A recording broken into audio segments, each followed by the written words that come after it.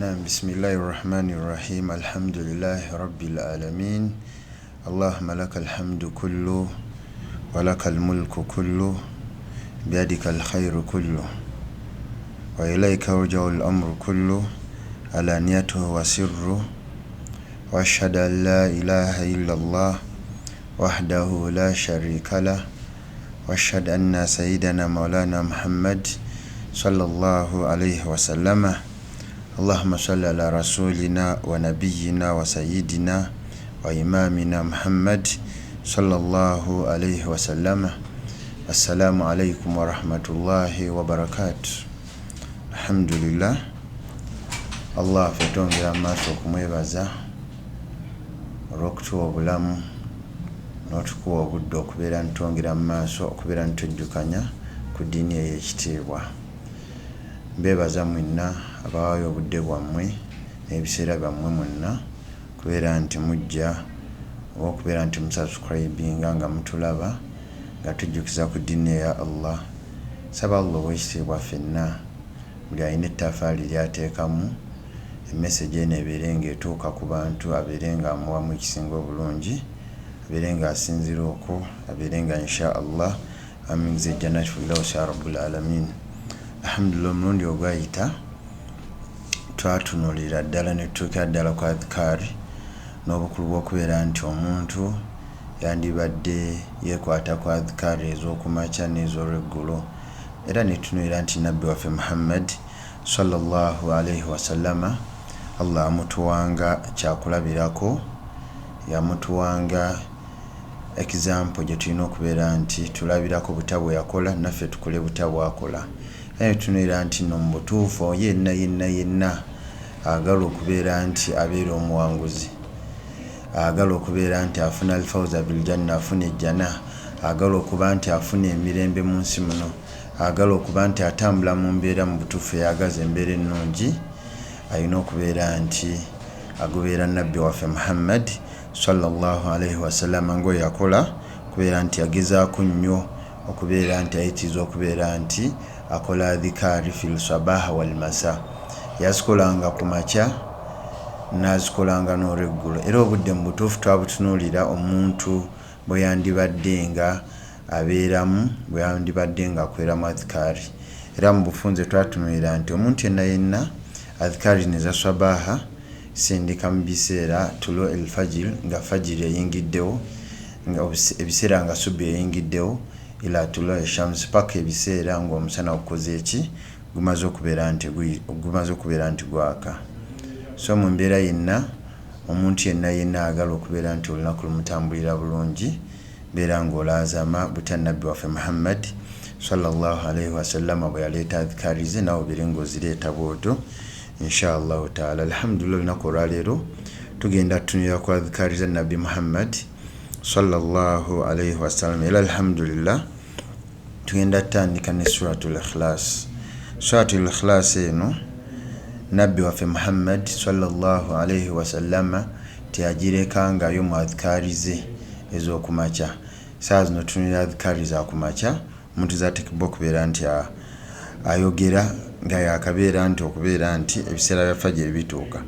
Suratul ikhlas eno suratul makiya, era ejjudde kye bayita sifatur rahman, ebitendo bya Allah ow'ekitiibwa. Omuntu yenna andibadde agezaako okubeera nti agisoma, ogezaako okubeera nti ojeega butabe bagisoma, ogezaako okubeera nti ogyekwatako. Era sumiyat suratul ikhlas, yayitibwa suratul ikhlas لأنها خالصة في وصف الله سبحانه وتعالى ليس فيها غيره. نسورة يأتي سورة الإخلاص olw'embeera yaayo nti mu butuufu Allah ow'ekitiibwa yabeera nti ye kennyini yoogerera, n'abeera nti yagiteekamu ebitendo bye byandyagadde omuntu abeere nga mutenda nabyo byonna yabiteeka mu suratul ikhlas ebitali mu suura yonna ndala. Sura al-Ikhlas eno eyina aya 4 ayat. Waman qaraaha, omuntu yenna abazisomye ezo aya just 4 zokka bweziti, omuntu yenna abazisomye qul huwa Allahu ahad Allahu samad lam yalid wa lam yulad wa lam yakul lahu kufuwan ahad Allah tatahhal qalbihi, Allah mbutuufu alongoosa omutima gwo ng'oyitiridde okubeera nti osoma suratul ikhlas eyo.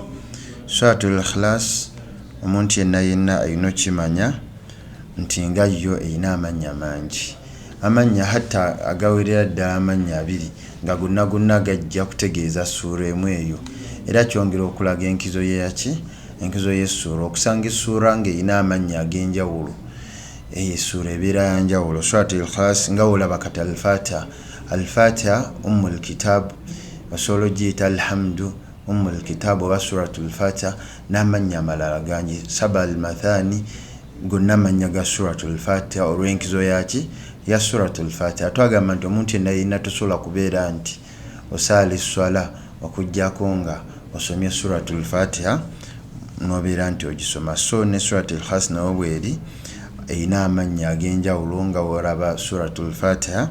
Suratul ikhlas mu mannya gaayo mulimu erinnya lye bayita al-ikhlasu lyennyini, linnya lya suratul ikhlas, al-ahadu linnya lya suratul ikhlas, al-asas suratul asas, suratul samad, suratul wilaya, suratul tawhid. Awo gonna mannya agongera okulaga nti mubutuufu, n'amannya amalala mangi nnyo, ne okubeera nti sura bagiyita suratul tawhid. Tawhid tukimanyi kitegeeza ifradullahu bil ibada, essura eyawula Allah mu kubeera nti omuntu akola ki, asinza Allah.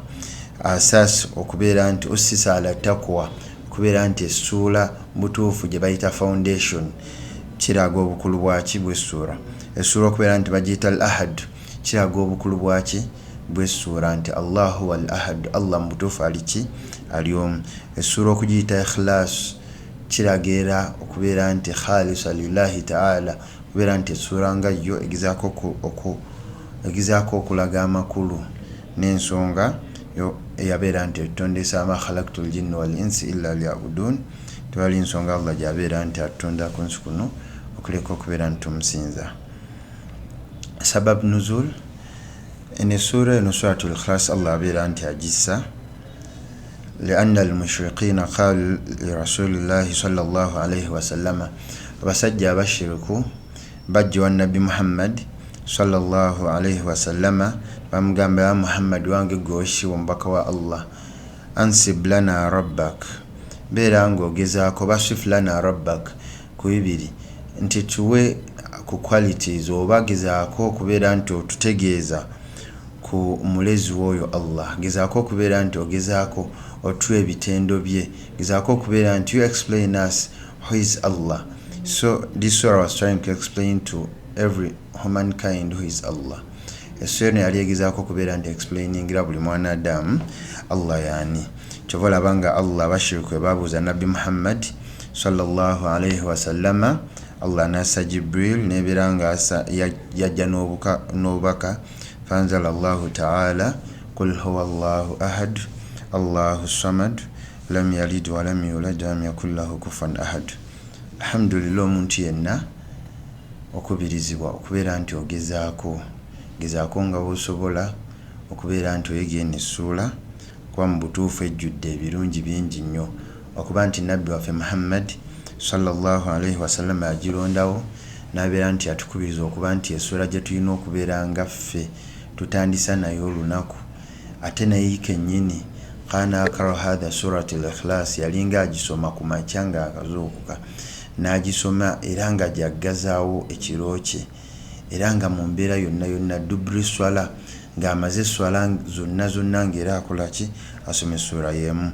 Era n'atugamba tubeere nga tuyitiriza nnyo okubeera nti tugisoma, kuba mu butuufu ejjudde ebintu bingi eby'enkizo byetasobola kubeera nti tumalayo inshallah ta'ala. Naye mu birungi byayo bya suratul ikhlas, minha annaha sifatur rahman, ekirungi ekisooka mu butuufu kulaga nti mu butuufu essura nga yo nga tu hadithu jja kwa Aisha radhiyallahu anha tugamba anna nabi sallallahu alayhi wasallama, basma nabbi waffe Muhammad sallallahu alayhi wasallama baatha rajula, asindika omusajja n'amusindika mu kifo ekimu, fakana qara'u li ashabihi fi salatihim, yabeera nti omusajja oyo yabeera nti asomera basahaba be mu swala zaabwe, fakhtim bikul huwa Allahu ahad, n'abeera nti buli abalanga esswala ng'amaze okubeera nti asoma al-Fatiha n'essura endala nga amaliriza asoma kul huwa Allahu ahad Allahu samad lam yalid wa lam yulad wa lam yakul lahu kufuwan ahad. Falamma raja'u dhakaru dhalika an-nabiy sallallahu alayhi wa sallam. Omusajja oyo yamala okubeera nti asoma abasahaba ne beewuunya ne badde ewa Nabbi Muhammad sallallahu alayhi wa sallam bamubuuza wantujjawo ebintu bingi nnyo ebiseera ebisinga mu ibaada zonna ze tukola oba mu mbeera yonna gye tuyisaamu osobola okuba nti ofuna ekintu ky'osanze mu busiraamu oba mu basiraamu banno nga bakikola wabula toreactingirawo. Oyinza okuba ng'ogenze wantu n'olaba nga waliwo embeera ekolebwa naye nga tomanyi oba embeera eyo ekkirizibwa oba tekkirizibwa. Don't react. Kyova olaba nga tugamba laysa shadidi bisura walakina shadid alladhi yamliku nafsahu inda al-ghadabi. Embeera esobola okubeerawo naye gwe gigumiikiriza oddeyo obuuze ng'abasahaba bwe baddayo nga balaba ono alinga agala okuba nti alina ekintu kyonna kyonna kyongera mu ddiini. Naawe kyonna kyonna ky'ofunye ky'olabye bakola nga tokimanyi ng'ate bakitadde mu picture y'eddiini gezaako okubeera nti oddayo nga tonnaba kureactinga mangu. Beera ng'okuma obusungu toreactingirawo ddayo obeere nga weebuuza ku mukulembeze oba ku sheekh. Otwagamba no mu ntandikwa nti buli muntu yenna oteekebbwa okubeera nti olina imaamu oba sheekh wo, era oba tolina sheekh wo oba imaamu wo wallahi faqad khasira khusranan mu butuufu obeera ofaafaganibwa nnyo, obeera oli mu kubonaabona okw'amaanyi nnyo. So ne badde wa Nabbi Muhammad sallallahu alayhi wa sallam ne bamubuulira kye basanze. Faqala Nabbi waffe Muhammad sallallahu mugamba saluhu li ayi shay'in yasna'u dhalika, mubuuze lwaki oba mumubuuze lwaki agezaako okubeera nti akola ekintu ekyo kyakola nnyo. Ne bamubuuza n'agamba li annaha sifatu rahman.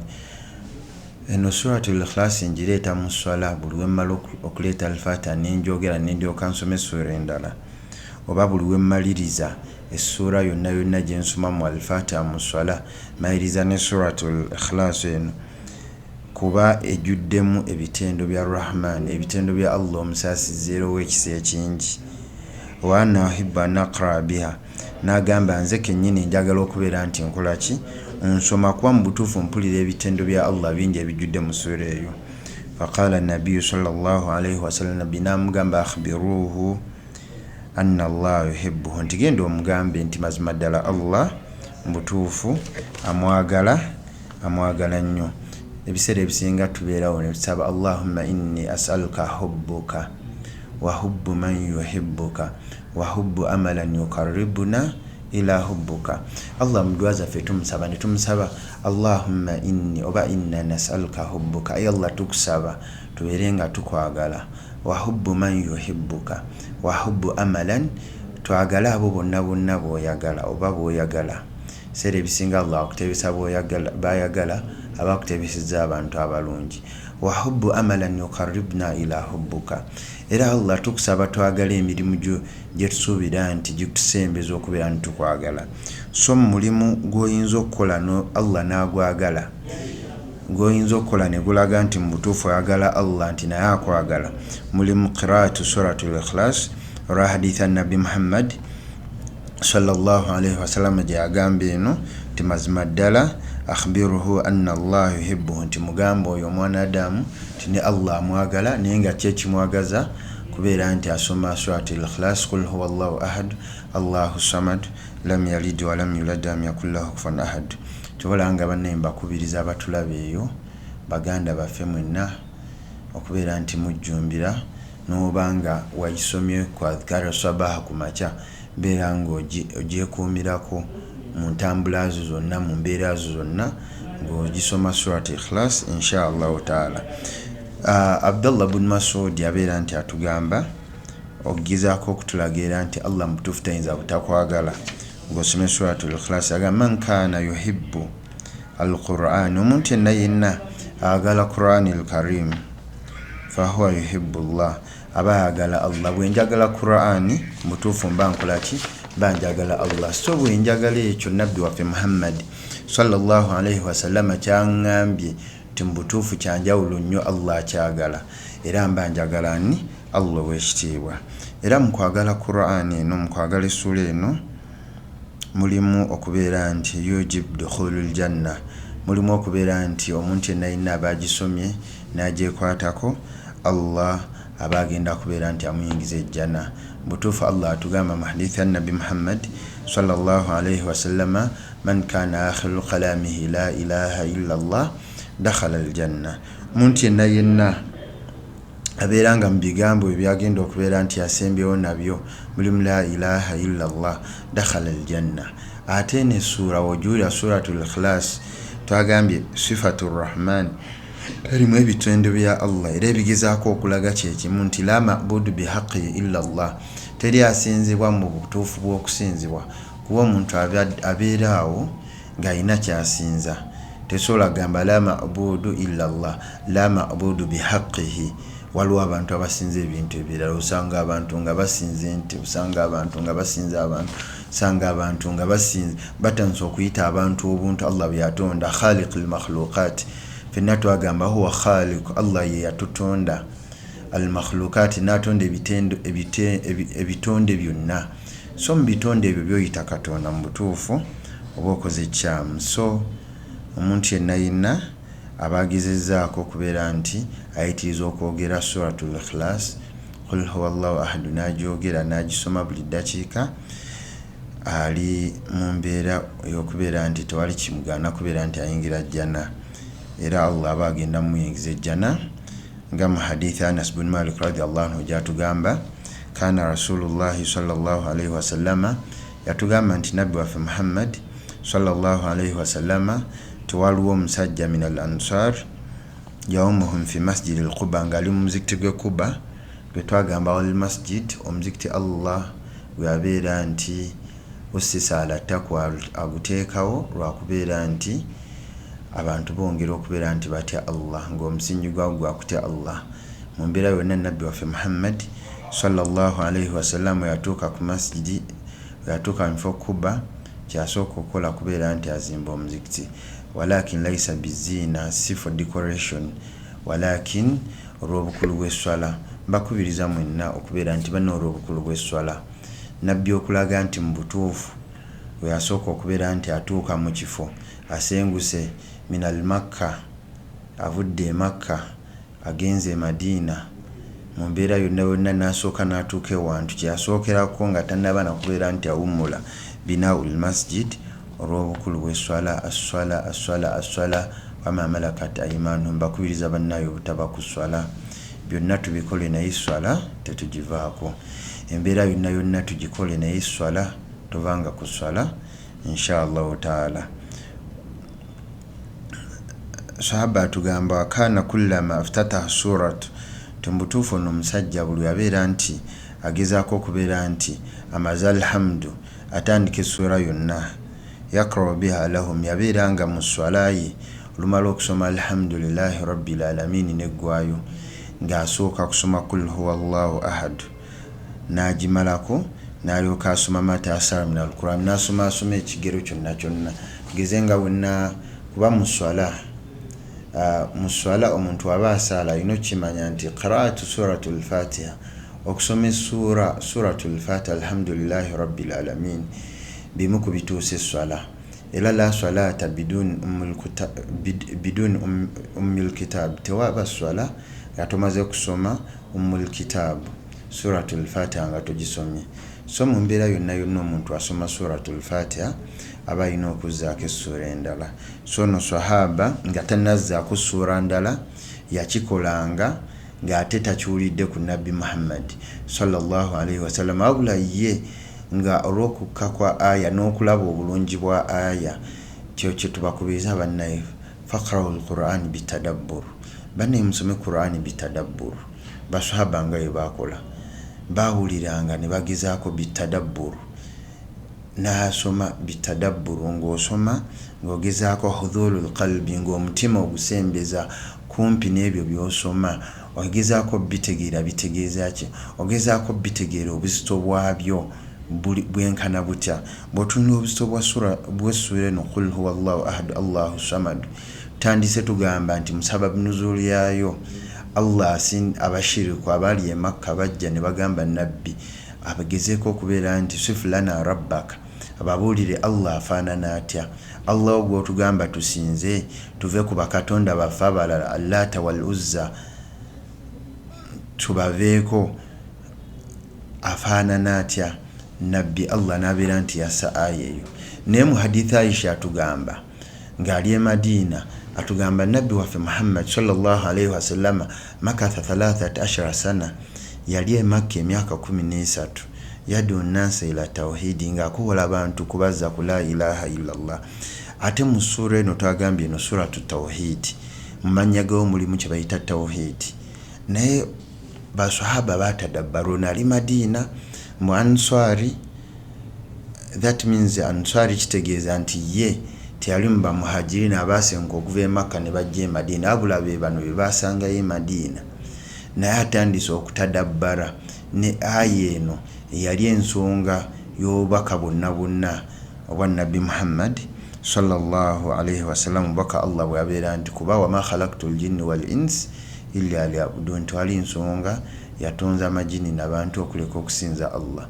Ate tuvunula tawhid, ebiseera ebisinga tuvunula huwa ifradullahu bil ibada, okwawola Allah mu kumusinza mu mbeera yonna n'okubeera nti omuntu akola ebyo Allah byabeera nti alagira. Mu mbeera y'okubeera nti alhamdulillah nabbi waffe Muhammad sallallahu alaihi wasallama basahaba era baddayo nga yetugambye nti mubutuufu si kirungi muntu kubeera nti ayakanga osanze ekintu, wabula ddayo fasalu ahla dhikr in kuntum la ta'lamun, ddayo buuze bekikwatako abakusinga okumanya ku ddiini ensonga eyo. Era basahaba twali mulala wabula badda nabbi Muhammad sallallahu alaihi wasallama ne bamubuuza omusajja ono akola bwati ne bwati, naye mu mbeera bwetyo tukoze tutya, kyakola kituufu? Era nabbi n'agamba mumubuuze lwaki akikola, era n'abaddamu kyekimu nti mbutuufu nkikola kuba njagala nnyo okubeera nti mbeeramu abo Allah baayagala, njagala nnyo okubeeramu abo Allah baayagala. Nabbi n'abeera nti amugamba beera nti muddeyo mugambe omusajja nti ne Allah yennyini akhbiruhu anna Allaha, genda omugambe nti ne Allah yennyini amwagala, olw'okuyitiriza okubeera nti asoma eyo suratul ikhlas. Suratul ikhlas ebirungi bingi, memu ku birungi ebirala ta'dil thuluthul Qur'an, mutuufu omuntu yenna abagisomye abasomye thuluthul Qur'an mutuufu ogisoma emirundi 3, that means oba osomye Qur'an namba. Nabbi waffe Muhammad sallallahu alaihi wasallam atugamba yajiz ahdukum an yakra kulli yawm thuluthul Qur'an, omuntu omu ku mmwe asobola okubeera nti asoma n'asoma okubeera nti thuluthul Qur'an, ekimu ekyokusatu ekya Qur'an, omuntu oyo asobola okubeera nti akisoma. Qalu naam qala anna Allah, mutuufu n'abeera nti abakubiriza. Era nabbi waffe Muhammad sallallahu alaihi wasallam ajja ne basahaba n'abagamba omuntu asoma atya thuluthul Qur'an, agisoma bw'osoma qul huwa allahu ahad, qul huwa allahu ahad omulundi okusooka n'ogwokubiri n'ogwokusatu bw'osomye Qur'an namba. So mu mbeera yonna bane mbakubiriza, kyova olabanga mu butuufu gwe tunuulira adhkari ya sabaha nabbi yagisomanga emirundi 3, naye beera ng'okyekwatako, beerenga mu mirimu gy'okola ogezaako okubeera nti ogisoma emirundi 3.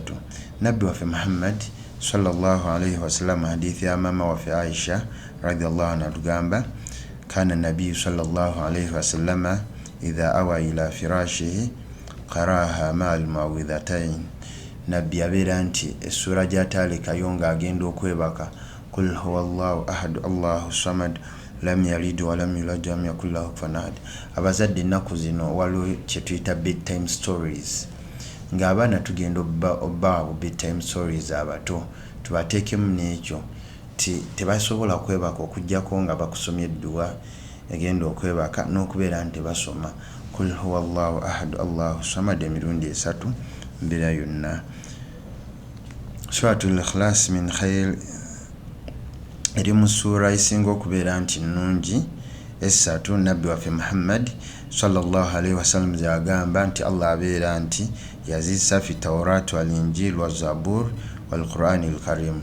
Tukimanyi bulungi nti no mu mpaji ez'obukkiriza tulima tu'min billahi wa malaikatihi wa kutubihi, tulina okubeera ntukkiriza mu bitabo byetukakasa nti byava wa Allah w'ekitiibwa nga mu byo mulimu Tawrat wal Injil wa Zabur wal Quran al Karim.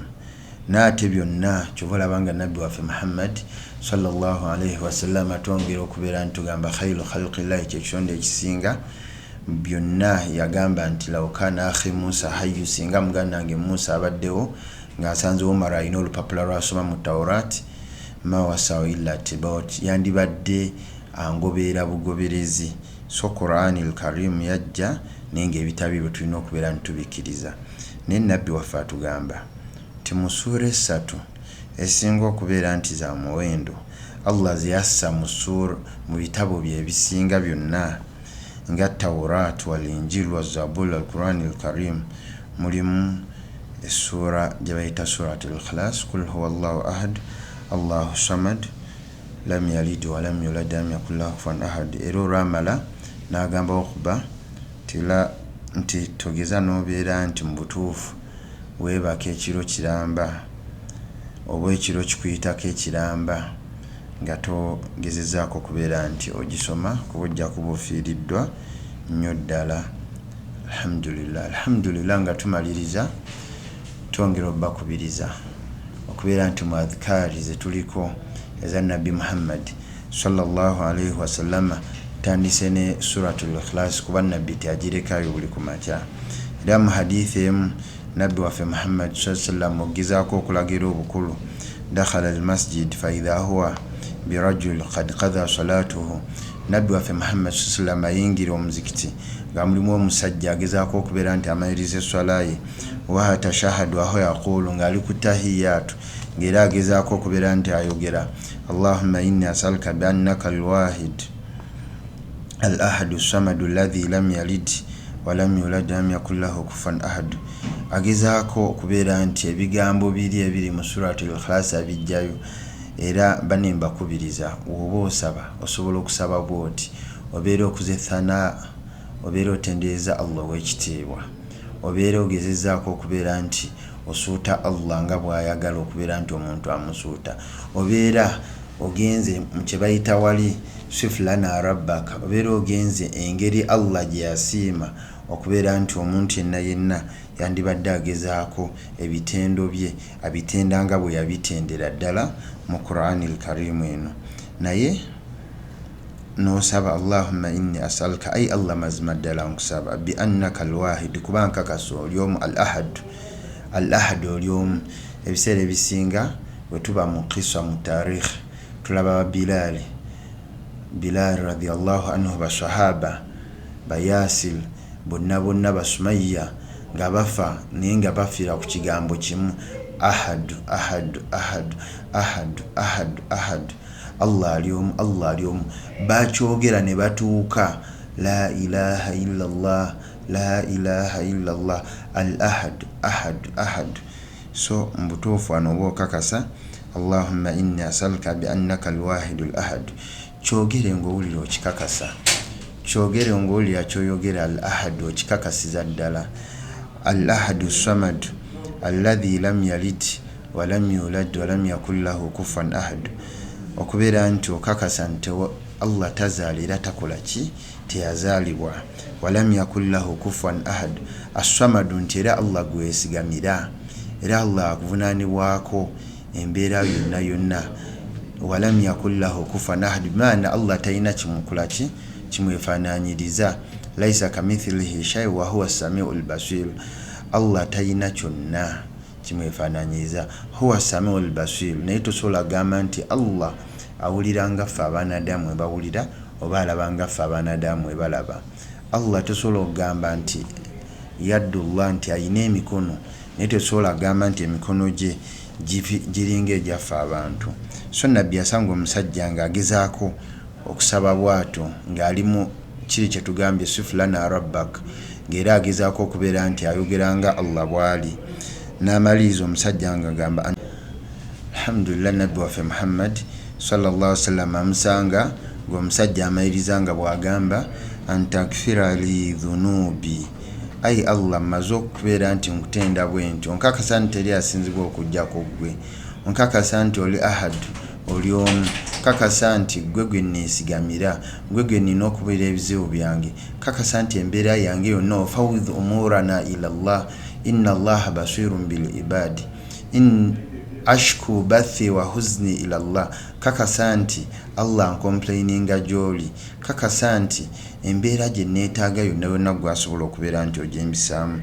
N'amayiza omusajja nga agamba nti era nkakasa nti laisa kamithlihi shay wa huwa samiul basir, titeri kyonna kintu kikwefaananyiriza, naye Allah nkusaba ekitiibwa ntakfira li dhunubi, ayi Allah nsonyiwa amazambi gange, kullu ibn adam fenna abaana adamu Allah amala tugamba fenna tuli bonoonyi, ya ibadi kullukum mazima ddala mmwe tukhtuuna bilayli wannahari mwonoona emisana n'ekiro, naye wano omusabye antakfira li dhunubi, ayi Allah nsonyiwa amazambi gange, innaka antal ghafurur rahim, mazima ddala Allah antal ghafurur rahim, gwe musonyi gwe omusaasizi gwe ow'ekisa ekingi. Faqala sallallahu alaihi wasallama, nabbi olwamala olwamulira omusajja n'addamu n'ayogera emirundi esatu, faqad ghafara lahu, timazima ddala Allah amaze okubeera nti akusonyiwa. Embeera yonna kyova olabanga butuufu omuntu yenna waba asoma, twali era tutunulira mu mpisa z'edduwa nga tutunulira ashuruutu adabu dduwa, twayogera ku kintu ky'okubeera nti omuntu yandibadde asooka n'atendereza Allah, n'asuuta Allah, n'abeera nti ogera ku bitendo bya Allah, nga Allah yatugamba walillahi al-asmaul husna, banne nina amannya amalungi mbeere nga munsabisa nago. So mu mbeera wano obeera oyogedde ku gamu ku mannya ga Allah ow'ekitiibwa n'ebitendo byo by'osobola okubeera nti osabisa nabyo Allah okubeera nti akusonyiwa. Nabbi waffe Muhammad sallallahu alaihi wasallama era mu kwongera okubeera nti atukubiriza okubeera nti tugezaako twekwata ku sura eno suratul ikhlas n'obulungi bw'ebigambo ebyo. Samia rajulu yusalli, yawulira omusajja omu ng'ali mu swala, yaddu wa yaqulu, ng'omusajja ono asaba Allah ng'agamba Allahumma inni as'aluka bi anni, ayi Allah mubutuufu nkusaba bi anni mazima ddala ashhadu nkakasa an la ilaha illa anta, teri asinzibwa mu butuufu bw'okusinzibwa okujjako ggwe, al ahadu samadu, nayongerako ebigambo byaffe ebiri mu suratul ikhlas, al ahadu samadu alladhi lam yalid walam yakul lahu kufuwan ahad, nayongerako ebigambo ebyo.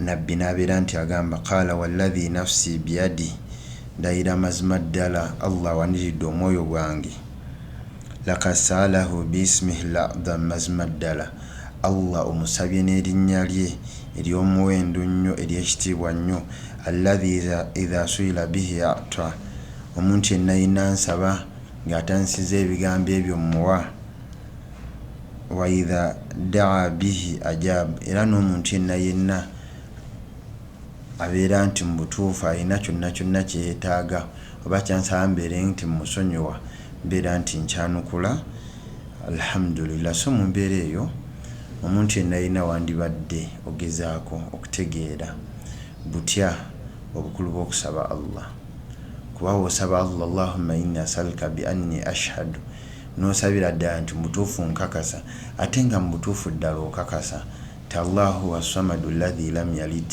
kyolanga alwe tusaba Allahumma inni as'aluka bismika al-a'zam, ayi Allah nkusaba n'erinnya lye erinene ery'ekitiibwa, alladhi idha duita bihi ajabta, erinnya eryo lyenkakasa nti wenna okusaba nalyo ogenda kubeera nti onnyanukula, wa idha suila bihi ataita, nti era wembeera nti kyonna nina kyenjagala nenkusaba n'erinnya eryo Allah ogenda kimpa.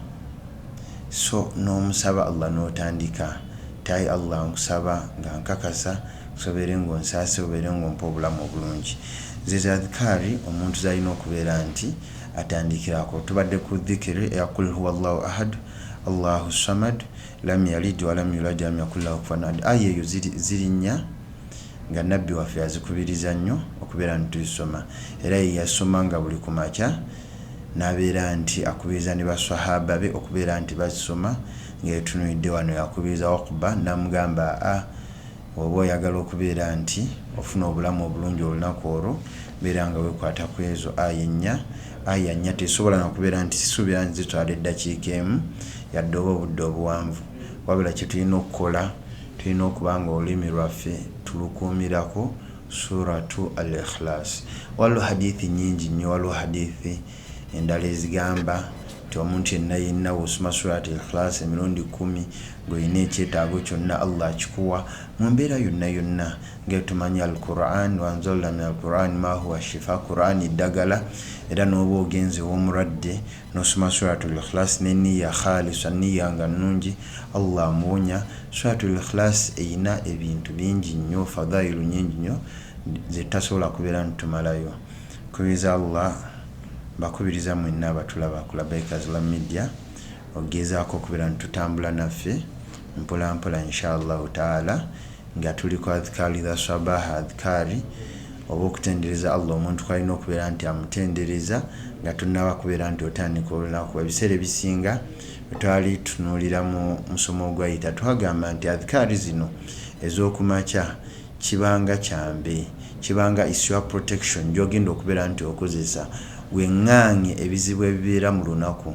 Ffenna tukimanyi ofuluma ewaka ng'aliwo abakwatibwa ensaara, ofuluma ewaka ng'aliwo abakwatibwa ebiiso, obeera mu mbeera yonna si nti buli kirungi kyofuna abantu bakikwagaliza oba ebitonde bya Allah bikikwagaliza. So mu mbeera yonna omuntu yenna yandibadde nga yeekuumira ku surati al-Ikhlas osobola okubeera nti obeera omwanguzi. Subhanaka Allahumma bihamdika nashhadu an la ilaha illa anta nastaghfiruka wa natubu ilayk walhamdulillahi rabbil alamin.